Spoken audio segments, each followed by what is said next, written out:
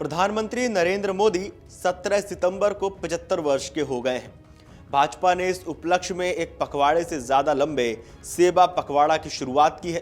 केंद्र और राज्यों की भाजपा शासित सरकारों ने 2 अक्टूबर तक देश भर में स्वदेशी उत्पादों को बढ़ावा देने के लिए स्वास्थ्य शिविरों से लेकर स्वच्छता अभियान, बुद्धिजीवियों के समागम और मेलों तक जन जन तक पहुंचने, कल्याण, विकास और जागरूकता कार्यक्रमों की एक श्रृंखला आयोजित की है।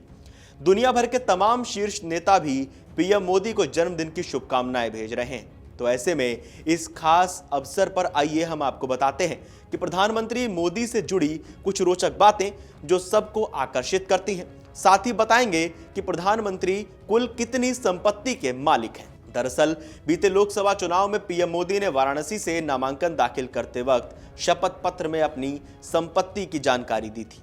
2024 के हलफनामे के मुताबिक बीते 5 साल में उनकी संपत्ति में 51 लाख रुपए की बढ़ोतरी हुई थी।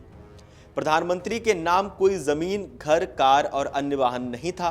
प्रधानमंत्री मोदी ने अपने चुनावी हलफनामे में बताया था कि उनके पास सोने की 4 अंगूठियां हैं। इनका कुल वजन 45 ग्राम है।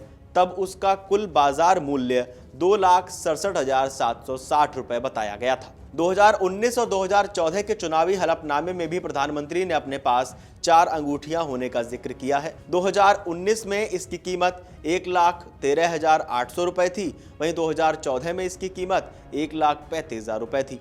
2012 के गुजरात विधानसभा चुनाव के दौरान भी प्रधानमंत्री ने इन अंगूठियों का जिक्र किया था। तब इनकी कुल कीमत 1,23,777 रुपए बताई गई थी। प्रधानमंत्री मोदी ने 2002 में गांधीनगर में एक प्लॉट खरीदा था।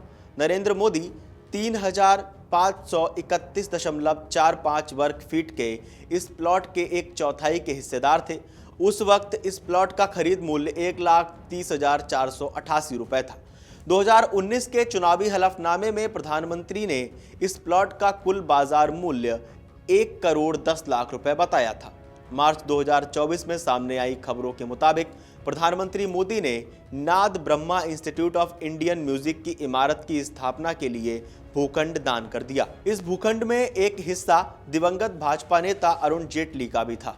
2024 लोकसभा चुनाव के लिए दाखिल हलफनामे में प्रधानमंत्री ने अपनी कुल संपत्ति 3,02,00,000 रुपए की बताई है।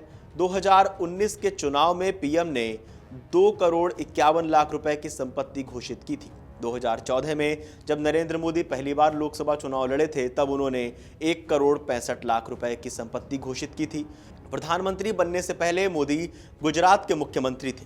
2012 में मोदी ने मणिनगर सीट से विधानसभा का चुनाव लड़ा था। तब उन्होंने 1,33,00,000 रुपए की संपत्ति घोषित की थी।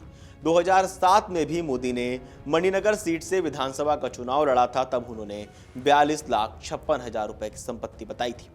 कमाई की बात करें तो 2018 से 2019 में प्रधानमंत्री की कुल कमाई 11,14,000 रुपए थी। अगले वित्त वर्ष में उनकी कमाई में बढ़ोतरी हुई। 2019 से 2020 में बढ़कर 17,20,000 रुपए हो गई। 2020 से 2021 में नरेंद्र मोदी की कमाई में मामूली कमी आई और ये 17,07,000 रुपए रह गई। वहीं 2021 से 2022 में प्रधानमंत्री की कमाई में कमी हुई और ये घटकर 15,41,000 रुपए रह गई। 2022 से 2023 में इसमें बढ़ोतरी हुई और ये 23,56,000 रुपए हो गई। प्रधानमंत्री मोदी के बैंक खातों और एफडी के रूप में 2,86,00,000 रुपए जमा हैं। इसके अलावा प्रधानमंत्री के निवेश के रूप में नेशनल सेविंग सर्टिफिकेट्स में 9,12,000 रुपए जमा हैं। इस तरह से प्रधानमंत्री के पास कुल 3,02,00,000 रुपए की चल संपत्ति है और हलफनामे के अनुसार प्रधानमंत्री की कोई अचल संपत्ति नहीं है। नरेंद्र मोदी ने प्रधानमंत्री कार्यालय से मिलने वाले वेतन और ब्याज से होने वाली कमाई को अपनी आमदनी का जरिया बताया है।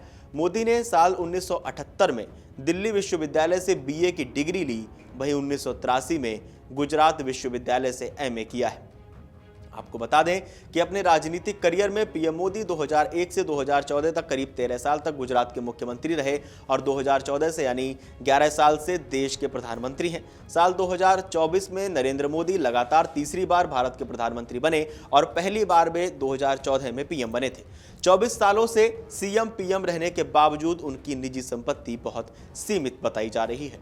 आप लोगों को क्या लगता है हमें कमेंट करके जरूर बताएं और देश और दुनिया की तमाम बड़ी खबरें जानने के लिए देखते रहिए अमर उजाला।